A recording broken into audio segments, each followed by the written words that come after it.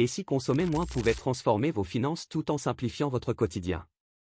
Dans cet épisode, découvrez pourquoi acheter moins, mais mieux, peut non seulement préserver votre budget, mais aussi améliorer votre satisfaction à long terme. Restez bien jusqu'à la fin pour des astuces concrètes qui vous aideront à éviter les pièges de la consommation excessive et à faire des choix intelligents. Quand on achète un produit, son prix n'est que la partie visible de l'iceberg. Prenons l'exemple des chaussures, une paire bon marché à 30 €, remplacée chaque année, vous coûtera 150 € sur 5 ans. A l'inverse, une paire de qualité à 100 € peut durer tout ce temps, voire plus, en économisant votre argent et votre énergie.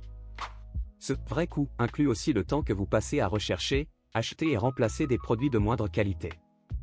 C'est une dépense cachée qui s'ajoute à votre facture, souvent sans que vous en soyez conscient. Mais la consommation excessive ne s'arrête pas là. Prenons Thomas, un étudiant qui adorait profiter des promotions. Son placard déborde de gadgets inutilisés, achetés sur un coup de tête.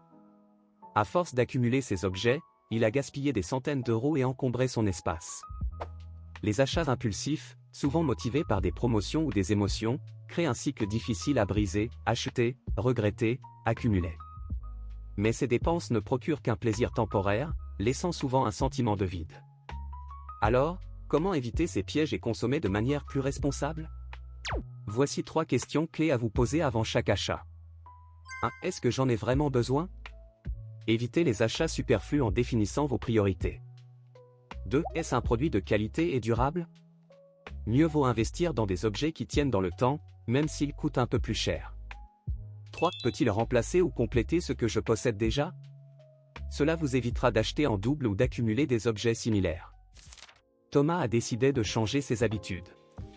Il a vendu certains gadgets inutilisés, ce qui lui a permis de récupérer une partie de son argent. Désormais, il investit dans des objets de meilleure qualité, après avoir comparé les options disponibles.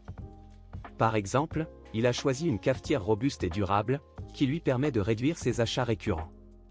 Grâce à cette démarche, Thomas a réduit ses dépenses inutiles de 25% et réinvesti cet argent dans des projets qui comptent vraiment pour lui, comme un voyage et un cours de photographie. Les bénéfices de cette approche sont nombreux: vous économisez de l'argent, libérez de l'espace, et gagnez en sérénité. En adoptant une consommation plus réfléchie, vous mettez votre budget au service de ce qui vous apporte réellement de la valeur. Et vous, avez-vous déjà essayé de consommer moins pour mieux profiter? Quelles sont vos astuces pour éviter les achats inutiles?